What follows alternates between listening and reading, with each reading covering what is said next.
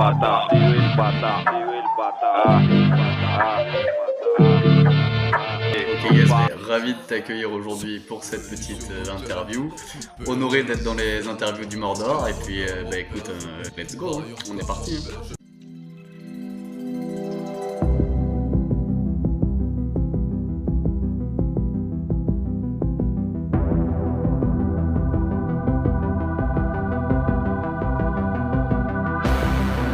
Let's go, hein. On est parti. Hein. Pourquoi Dari? Alors pourquoi Dari? Dari c'est tout simple en fait, c'est une partie de mon nom de famille, donc je dirais pas mon nom de famille. Ça me dérange pas, moi j'aime bien. C'est un nom choisi, imposé ou évolutif?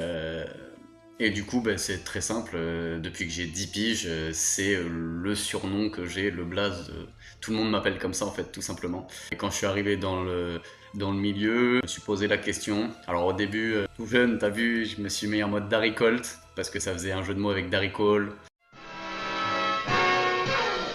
Je suis le plus gentil des triporteurs, je ris de tout mon cœur. Il y avait ce délire 357, etc. Donc ça me faisait plusieurs aka et c'était assez drôle. Puis assez vite, je me suis rendu compte que bah, ça me représentait pas vraiment, tu vois. J'étais pas 357 gang, tu vois. Pandy Black. Pandy Black.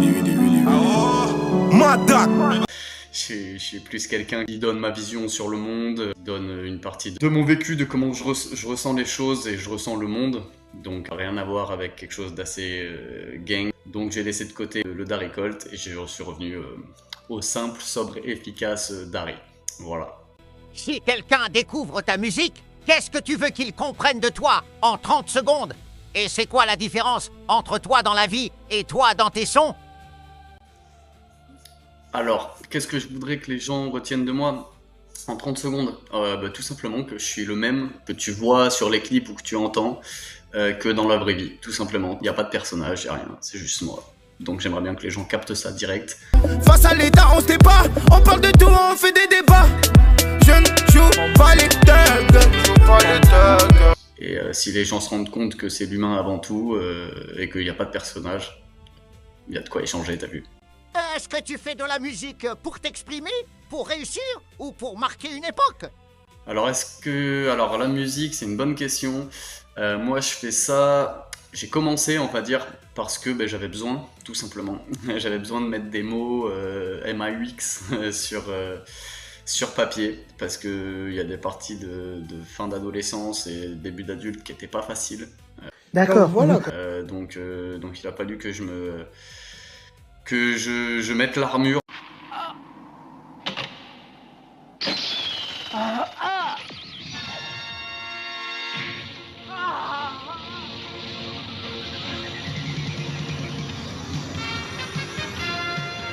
Ça m'a beaucoup aidé à extérioriser des soucis. Après, bah, écoute, ouais, si ça peut réussir, entre guillemets, s'il peut y avoir de la lumière derrière, why not?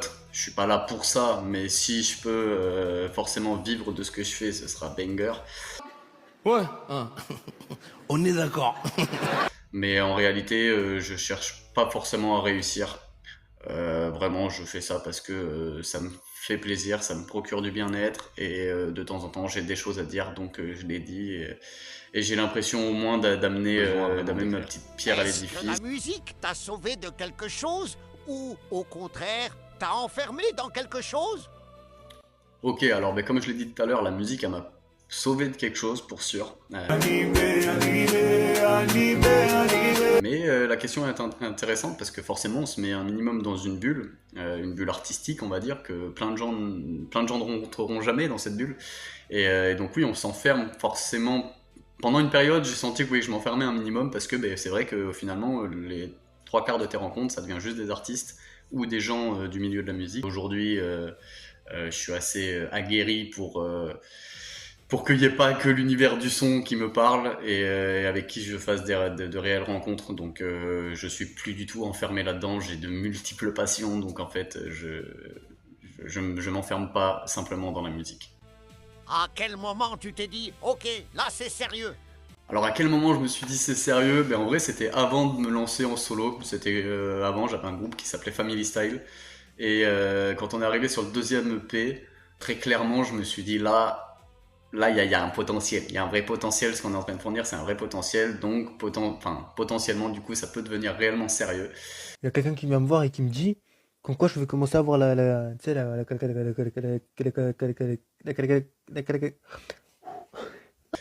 Seul truc, c'est que mon frérot, avec qui j'étais en duo, est parti vivre en Australie peu de temps après, suite à divers faits de vie et histoires de vie.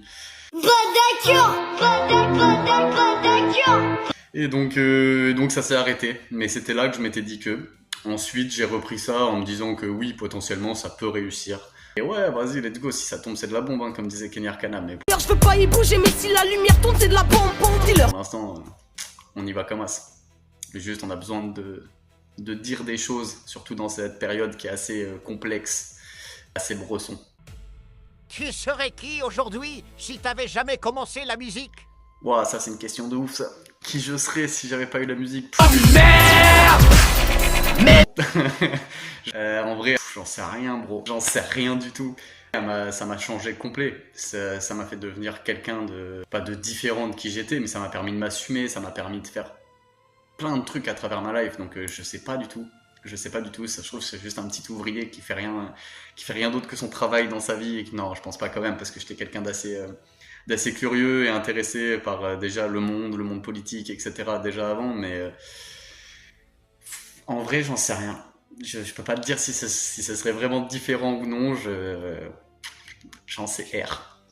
Est-ce que tu as déjà pensé à arrêter? Et pourquoi? Alors ouais, j'ai déjà pensé à arrêter, mais en fait, c'est des périodes de moins bien, on va dire, tu vois. C'est juste, y a plein de choses qui s'accumulent dans ta life, et du coup, tu te dis, vas-y, Nick, je perds du temps, je perds de la thune, parce que faire un projet, c'est hyper cher, franchement, quand tu commences à déléguer le mix master, à déléguer les créations de pochettes, etc. Pochette. Moi, si je fais comme Big Flo et Oli, je dis pochette, cover. Tu vois, quand tu commences à déléguer tout ça, ça te coûte un pognon monstre avec les prods et tout. Tu veux commencer à être vraiment carré, prod, clip, etc. C'est monstrueux. Donc oui, des fois, je me suis posé la question. Je me suis dit, vas-y, laisse tomber, j'arrête et tout. Moi, je vous emmerde et je rentre à ma maison. Mais en vrai, j'ai trouvé mon rythme aujourd'hui. Je suis pas quelqu'un qui écrit tous les jours. Je suis quelqu'un qui prend le temps. J'ai besoin de vivre des choses dans ma vie et après j'y reviens. Et en fait, souvent, c'est des périodes de 4 mois, 5 mois où je vis tout simplement. J'ai besoin de vivre pour retranscrire. C'est ma façon à moi de retransmettre ça, quoi. Mais arrêter, du coup, c'est toujours pensé, mais c'est jamais réalisable parce qu'en fait, tu reprends toujours. Enfin, moi, perso, jamais je pourrais arrêter, en fait. La plume me rappelle toujours, tu vois ce que je veux dire. Tu écris plus avec la tête, le cœur ou l'ego? Alors ça, c'est une bonne question. Moi, perso, j'écris avec le cœur, avant tout. D'accord. Surtout au début, c'était net. C'est-à-dire que c'était vraiment j'écrivais, c'était à l'instinct, c'est vraiment le cœur qui parlait, voilà. D'accord. Avec le temps, petit à petit, j'ai la tête qui s'y met parce que tu veux développer du multisyllabique, des schémas de rimes énormes et tout. Donc tu commences à placer des trucs engagés. Forcément, il y a un côté intellect qui est obligé de s'y mettre. D'accord. L'ego, pour le coup, je suis pas quelqu'un qui fait beaucoup d'ego trip. Ça peut m'arriver. Mais là, l'ego, pour moi, il est fait avec la tête. Tu vois ce que je veux dire? D'accord. C'est-à-dire? C'est pas quelque chose que je peux faire naturellement, tu vois. Les rap contenders, j'aurais du mal, par exemple. C'est pas un bail qui me convient. Pour ce RC5, Donny m'a dit j'aimerais que tu clashes Gaiden. Gaiden que je veux. C'était parce qu'avec l'aspect grave d'être qu'arrête pas de faire la fête, caresse avec 4 mecs galère à faire carrière, arrête pas de faire de la merde avec sa tête d'hamster. Mais ce serait plus de l'éloquence de mon côté que de l'ego, on va dire. Mais voilà, en gros. Est-ce que t'as déjà censuré un texte par peur du regard des gens? Alors, clairement, non. Non, je me suis jamais censuré. Moi, je m'en bats les reins. Justin Bieber ou One Direction? On bat les couilles, frère. Je dis ce que je pense et je me censurerai pas. Clairement pas. Ça va bien? Si, justement, pour moi, si tu touches la censure, S'il y a des gens qui sont capables de venir te censurer, c'est que t'as touché quelque chose d'important. Du coup, tu préfères faire un son vrai mais qui marche pas ou un son efficace mais moins sincère? Mais un son vrai marche pas, quoi. Donne les moyens pour que ça marche. Donne-toi les moyens d'y arriver, de réaliser tes rêves malgré les épreuves à surmonter. Oh, yo, yo. Et essayer de trouver les petites techniques qui font que ça attire potentiellement plus les gens, ça va plus rester en tête, etc. Jamais je fais un son qui est pas sincère, quoi. Je suis moi-même et je n'ai pas besoin de ressembler aux autres. Ça me paraît improbable pour moi dans mon process créatif. J'ai toujours eu besoin de raconter ce que je ressentais et jamais c'est pas moi. Je suis moi-même et je n'ai pas besoin de ressembler aux autres. Donc je ferai toujours un son vrai, quitte à ce que ça marche pas. D'ailleurs, ça tombe bien, ça marche pas. Ça marche pas assez en tout cas. Donc je suis totalement dedans. Quel est le morceau de toi que les gens comprennent le moins? Alors là, je saurais pas te dire. Je pense pas que je saurais te dire. Peut-être je monte le son. Je monte le son, tu te sens persécuté mais t'harcèles au quotidien. Je monte le son, je monte le son. Gros bisous aux voisins. Je monte le son, je monte le son. Je monte le son, je monte le son. Je monte le son, je monte le son. Je monte le son, je monte le son. Je monte le... Parce que pour le coup, c'était un délire complètement flingué du crâne qui part sur une instru qui est quasiment pas hip-hop. Je pense que peut-être les gens comprendront moins celui-là s'ils me connaissent en fait. Tout simplement parce que d'un coup, je suis parti dans un gros délire à faire des jeux de mots à la con dans le clip et tout. Enfin bref. T'es prêt à aller jusqu'où pour réussir? Ok, alors jusqu'où je suis prêt à aller pour réussir? Bah jusqu'ici, regarde gros, le petit studio, on va montrer quand même à tout le monde. Voilà, jusqu'ici là. Ici là, je suis bien pour réussir. Non, plus sérieusement, comme je l'ai dit avant, moi je j'irai jamais plus loin que ce que mon éthique me donne le droit d'aller, on va dire. Non, j'irai jamais trop loin pour réussir. Vous voulez pas sucer, hein? Laissez les autres sucer, les gars. C'est voilà. Si vous voulez pas sucer, laissez les autres sucer. Moi, je vous préviens. Moi, du moment que éthiquement ça ne colle pas, tu me verras pas quoi. C'est simple. Nique ta mère. Je ferai toujours ce que je valide. Qu'est-ce qui t'énerve le plus dans le rap actuel? Je suis pas là pour juger. Mais c'est de la merde. Je suis personne aussi, surtout pour juger. Ah, j'en ai marre d'entraîner des cons, sans déconner, je te jure. Les gonzes se mettent, font du rap. Déjà, il faut le faire, hein. Tu connais toi aussi. Une trompette. Il faut le faire, donc je vais pas juger. Ce qui m'embêterait, on va dire de manière générale, ce qui m'emmerde un peu, c'est le fait qu'il y ait vraiment plus de fond, tu vois. Ah. Et encore une fois, c'est pas la majorité non plus. On a toujours des rappeurs aujourd'hui, même des petits qui arrivent, qui font le taf. Je parle connu hors underground, hein, parce que dans l'underground, il y en a beaucoup qui font du bête de taf. Mais dans ce qui est plus commercial, on va dire, pour utiliser des termes que tout le monde comprend. Voilà, ce serait juste ça, le fait que vraiment les textes sont vides de sens, quoi. Mais c'est de la merde. C'est juste, ça vise juste à faire danser, alors que le rap, par essence, à la base, c'est une musique contestataire. Chacun fait ce qu'il veut, tant mieux. Juste, s'il y avait possibilité aujourd'hui, surtout dans les temps actuels, on va dire, et comment les choses évoluent aujourd'hui, on a besoin que les gens prennent un minimum position. Donc s'il pouvait y avoir une petite line par-ci, par-là, ça ferait du bien. Voilà, c'est tout ce que je peux avoir à dire là-dessus, quoi. Est-ce que tu penses que le talent suffit aujourd'hui? Pas du tout. Le talent n'a jamais suffi pour quoi que ce soit. C'est quelque chose que t'as potentiellement inné. Messi, Messi, Messi, Messi, Messi, Messi, Messi, Messi, immense Messi, encara Messi, encara Messi, encara Messi, encara Messi, encara Messi, encara Messi, encara Messi, encara Messi, encara Messi, encara Messi, encara Messi, encara Messi, gol, gol, gol, gol, gol, gol, gol, gol, gol, gol, gol, gol. Mais le talent, ça te fera jamais percer. Le talent, ça te fera rien. Faut avoir une chance inouïe en plus du talent seul. Si tu veux que ton talent seul fonctionne, le reste c'est du travail. Encore dans les pieds du Real, on est en surface de réparation, la tentative de Titan. Oh quel but incroyable de Cristiano Ronaldo. Faut t'entourer correctement, taffer à trouver les bonnes personnes qui vont, eux, te trouver ce qui va faire qu'il va y avoir de l'impact avec ta musique. Jamais se reposer sur ses lauriers en fait. Une vie, c'est court, mais ça demande de tout le temps se remettre en question, de tout le temps avancer. Le succès pour toi, c'est les chiffres, l'impact ou le respect? Ah, question compliquée ça. C'est un peu les trois. Finalement, aujourd'hui, on peut pas se mytho. C'est un peu les trois. Développe. Forcément, les chiffres comptent, tu vois. C'est con, mais aujourd'hui, le nombre de vues que tu as sur YouTube, de streams que tu as sur tes différentes plateformes, ça fait que tu as un certain succès ou pas, mine de rien. Ouais, c'est encore moi, hein. Merci beaucoup pour le mili. En même temps, c'est la team brillant. Force à vous. Putain, Yahya, c'est encore toi, enfoiré. Relax, ça va? On y va.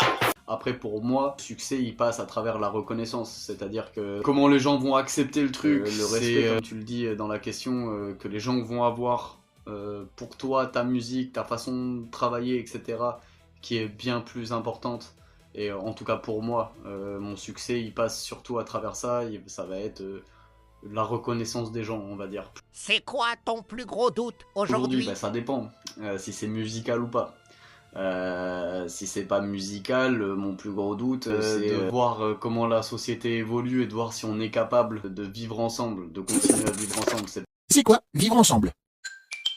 Tout d'abord, vivre ensemble, ça s'apprend. Cela suppose de respecter l'autre. Même si l'autre ne pense pas comme toi, ou qu'il n'a pas les mêmes goûts, les mêmes amis, la même couleur de peau, le même sexe, les mêmes traditions. Ce qu'il faudrait, clairement. Si c'est mon plus gros doute dans le son, est-ce que je vais avoir le temps de faire assez de projets dans ma life? Ce serait mon plus gros doute. Parce que j'ai envie, il y a plein de choses que j'ai envie de dire à travers mes morceaux. Énormément de choses. Et j'aurais peut-être pas le temps. Quand je vois que j'ai fait mes 30 ans aujourd'hui alors que j'avais 18 ans hier, les jours passent comme les voitures. Ouais, la vie de l'homme ne dure pas longtemps. Quel est le bilan de ma vie, hein? Mon plus gros doute, ce serait que j'ai pas le temps de réussir. Voilà. Est-ce que t'as déjà joué un rôle dans ta musique pour plaire? Je pense avoir déjà répondu dans les questions précédentes. Non, clairement pas. Tu te sens plus en compétition avec les autres ou avec toi-même? Est-ce que je me sens en compétition avec les autres? Pas du tout. Et maintenant, c'est qui le patron? C'est qui le patron? C'est moi le patron! C'est moi le patron! À aucun moment dans ma life, je me suis senti en compétition avec d'autres rappeurs. Déjà parce que je pense que je suis assez atypique. Ouais, avec moi-même, comme tu dis, pourquoi pas. Avec moi-même, et encore, ça c'est dans ma vie de tous les jours, pas forcément en termes de son, même s'il y a des fois, il y a des sons, c'est des défis, effectivement, parce qu'il y a des trucs que t'as jamais fait, ou que t'as envie de réussir de cette manière, ou pas, et donc là tu te mets en défi contre toi-même, mais ça c'est la réalité de tous les jours.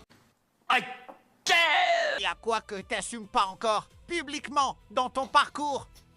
Bah rien, je pense que j'assume tout ce que j'ai pu faire, mes différents groupes. Alors bien sûr, il y a des évolutions, et quand tu reviens de 10 piges en arrière, il n'y avait pas un niveau de fou, mais je l'assumerai toujours. Ton entourage comprend vraiment ce que tu fais? Oui, globalement. Alors après, ils s'y intéressent, ça dépend des gens dans mon entourage, ils s'y intéressent plus ou moins. Mais oui, de manière générale, ils comprennent ce que je fais. Il y en a peut-être qui ont des visions plus grandes pour moi que ce que j'ai aujourd'hui tout juste, mais ouais, les gens captent totalement. Et puis maintenant, tu sais, moi ça fait 17 ou 18 ans que je fais du peura, donc en fait, c'est ancré en moi, et tout le monde qui me côtoie, en tout cas, sait très bien que je rappe et comprennent, forcément. Après, de toute façon, je cherche pas à ce qu'ils comprennent. Ils le savent, point. Après que ça les dérange ou pas, qu'ils comprennent. Il n'y a pas forcément d'importance, finalement. Ta musique a-t-elle déjà blessé quelqu'un proche de toi? Bah écoute, je te dirais non. Je pense pas. Après, peut-être que je le sais pas, tout simplement. Quel est le sacrifice le plus dur que t'as fait pour la musique? Le temps. T'enfiles, je peux pas l'arrêter. Ouais, c'est pas rien, remarque, le temps c'est notre vie, donc ouais, je pense que c'est le plus gros sacrifice que j'ai pu faire. T'as peur de devenir quelqu'un que tu ne reconnais plus avec le succès? Pas du tout, tout simplement parce que je viens d'une base pauvre. T'es qu'un pauvre. On va pas se mytho. Très pauvre, que je sais d'où je viens, que je connais mes racines. Je sais d'où je viens, je sais qui je suis, je sais où je vais. Si demain je suis millionnaire, je vais utiliser mon argent pour aider les autres majoritairement, je vais me faire plaisir, je vais faire plaisir à ma famille, mettre bien ma famille. Je marche au soleil, mon existence d'avant fini, je la raye. Désormais plus rien ne sera jamais pareil. pour ma famille et mes potes, la vie sera belle. Mais j'ai plus 20 ans, j'ai eu le temps de savoir qui je suis, de savoir ce que je suis devenu et comment j'évolue. Je sais très bien que l'argent n'aura aucun impact, là pour le coup j'en suis persuadé, aura aucun impact sur moi, néfaste en tout cas, voilà. Si ta carrière s'arrête, demain, t'auras réussi quoi? Bonne question, pas grand chose. J'ai pas grand chose à dire à part, voilà, je regrette rien. Non, j'aurais réussi ce que je disais en début d'interview, c'est-à-dire à me faire mon fil de vie, c'est-à-dire que j'aurais tout un parcours qui moi déjà me satisfait, et je pourrais avoir plaisir à travers la musique, voilà. J'aurais réussi ça en tout cas, et ça me fait kiffer, parce qu'après j'ai des sons engagés, mais je sais très bien que c'est fait pour des gens qui sont déjà engagés finalement. C'est pas ma musique qui va changer les choses, mais c'est un combat qu'il faut mener de toute façon, voilà. Mais j'aurais réussi ça, et le fait de faire plaisir aux gens qui écoutent ma musique, j'espère en tout cas. Tu veux être connu pour ton style, ton message ou ta personnalité? Moi je veux être reconnu pour le message avant tout, vraiment c'est ce qui me plaît le plus. Après, comme je t'ai dit, je fais des sons ambiancés aussi, et donc le style fait que y a des gens qui accrochent plus. Donc le but c'est peut-être de mixer les deux, tu vois, d'arriver et de mettre du message dans quelque chose de stylisé ou de quelque chose d'actuel qui va parler aux gens. Il faut rendre commercial le penser, quoi. Dans 10 ans, t'arrives j'espère en vie déjà, parce que c'est pas gagné. En vrai, j'aimerais bien en train de faire le tour de France des salles, quoi. Mais si je pouvais juste réussir à vivre de ma passion, enfin de cette passion qu'est la musique. Ah, c'est comme ça, d'accord, ok, d'accord. Parce que j'en ai beaucoup d'autres, ce serait génial. La scène, c'est ce que je kiffe le plus, très clairement. Si t'avais un message à laisser à ton toi du passé, ça serait quoi? Te prends pas la tête. Regarde au-delà de ce que tu vois. Au-delà de ce que je vois. Je me suis vraiment un peu trop pris la tête au début. On prend un peu trop la tête quand on est jeune, pour rien. Que ce soit dans la vie personnelle ou autre. La vie, elle est courte. Elle est courte, frérot, la vie. Donc vas-y, fonce, fais ce que t'as à faire. Vis ta life, te mets pas de barrière. Let's go, quoi. Let's go tout droit. Je suis supporter marseillais à la base, moi, droit au but. Hein. On y va tout droit. Si tout le monde t'écoute, là maintenant, quelle vérité tu n'as jamais dite dans un son? Alors, il y en a une qui va arriver... on va dire, je vais dire ça. Je vais dire ça parce que ça va arriver sur le prochain projet. Donc je l'ai pas encore sorti, donc je peux me permettre de ça. Et si je devais dire un truc aux gens, c'est que ma tolérance s'arrête à celle des autres. Non, j'ai dit de la merde. Bien, c'est pas grave. Bien. Sur le prochain album, et donc qui n'est pas encore sorti, mais qui dit que ma tolérance s'arrête à l'intolérance des autres. Voilà. Parce que je pense que peut-être les gens ont une vision de moi très... le mec hyper tolérant, c'est tout. Un mot pour la fin. Écoute, en tout cas, grave cool cette petite interview. J'espère que les gens qui ont écouté ont kiffé. Je les invite du coup à venir voir toutes les interviews du Mordor qui vont arriver, aussi tout ce qui va être lié à cette chaîne, parce que tu envoies plein de contenus différents. Donc vraiment, n'hésitez pas à venir. Tu es un extraterrestre. Je me disais, ça paraissait trop beau pour être réel, bah oui. Tu es le vaisseau 5, j'ai tout compris, fraté. Moi, si j'ai un petit truc à vous dire, du coup, c'est que nouveau projet, du coup, nouvel album, premier vrai album derrière les EP que j'ai pu faire, donc à l'automne, j'espère fin octobre, début novembre. Et ça va péter. Péter. Vous allez fuir. 13 titres, ce sera un petit complément de cette interview. Et voilà, donc allez donner de la force, du coup, à T-Will. Allez lui donner énormément de force sur ses réseaux, et surtout dans toutes les chroniques du Mordor, interviews, tout ça. Les gens, c'est propre ce qu'ils proposent, c'est original, et en vrai, on a besoin de ce genre de contenu. On a besoin de ce genre de contenu, carrément. Tu es le disciple de Jésus. Tu es l'enchaînement des lettres de l'alphabet LMNOP. Tu es le premier croc du tacos. Tu sais qu'il faut que tu écrives un album, hein. Tu es inspiré. En tout cas, merci encore pour cette petite interview. C'était grave cool. Allez, force et big up.